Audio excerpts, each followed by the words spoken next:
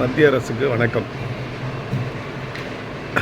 தாங்கள் முடிவெடுத்திருக்கக்கூடிய இந்த கலைஞரின் நாணய வெளிவீட்டு விழாவிற்கு முதல்வரை அழைத்ததற்கும் மற்றும் தமிழக மக்கள் சார்பாக நான் நன்றியை தெரிவித்துக் கொள்கின்றேன். ஒரு தேசிய தலைவர் ஒரு நாட்டிற்காக எழுத்தாளனாக பணியை துவங்கி ஒரு கட்சியை வளர்த்து இன்றைக்கு நாட்டு மக்களிடம் எத்தனை நூற்றாண்டுகள்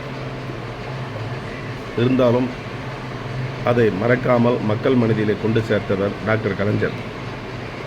தமிழ் வளர்த்த தங்க புதல்வனே என்று சொல்லலாம். தமிழ் எழுத்துக்களை திருத்தியவர். இப்படி பல அவருடைய செயல்களை முதியவர்களான எங்களை போன்றவர்களுக்கு அவருடைய கூற்று தெரியும். எனவே பல இன்னல்கள் அரசியல் வாழ்க்கையிலே.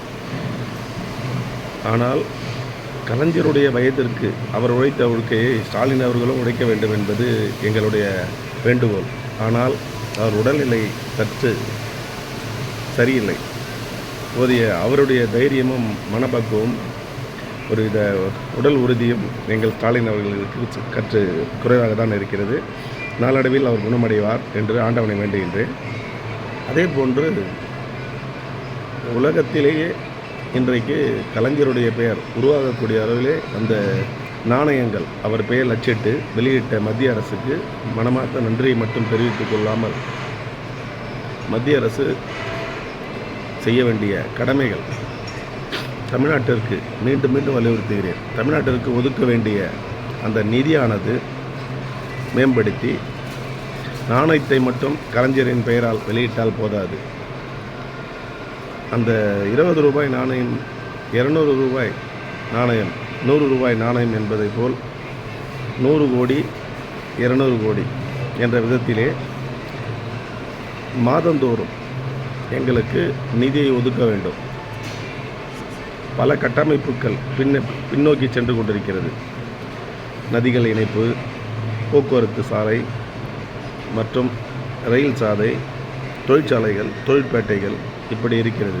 எனவே சீராக மின்சாரத்தை வழங்கி எங்கள் மாநிலத்திற்கு நல்ல ஒரு முன்னேற்றத்தையும், வரி விதிப்பு என்பதை தமிழக மக்கள் அதிக அளவில் சந்தித்து விட்டார்கள்.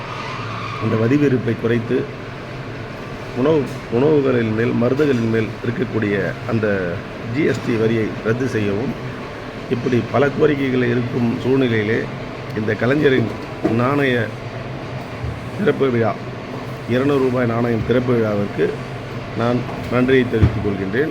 எங்கள் குறைகள் அனைத்தையும் மத்திய அரசு உன்னிப்பாக கவனித்து இது தமிழக அரசின் வேண்டுகோளாக இணங்கி எங்களுக்கு போதுமான நிதியை வழங்குங்கள்.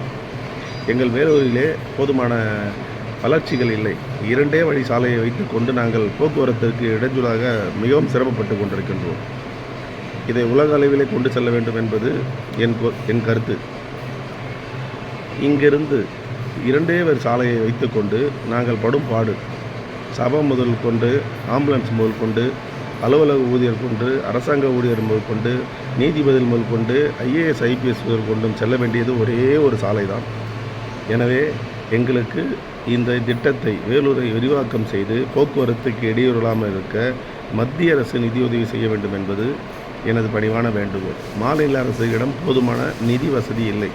அப்படி வேண்டுமென்றால் வரி விதிக்கப்பட வேண்டும் என்பதினால் இதை நான் வலியுறுத்துகின்றேன். நன்றி, வணக்கம்.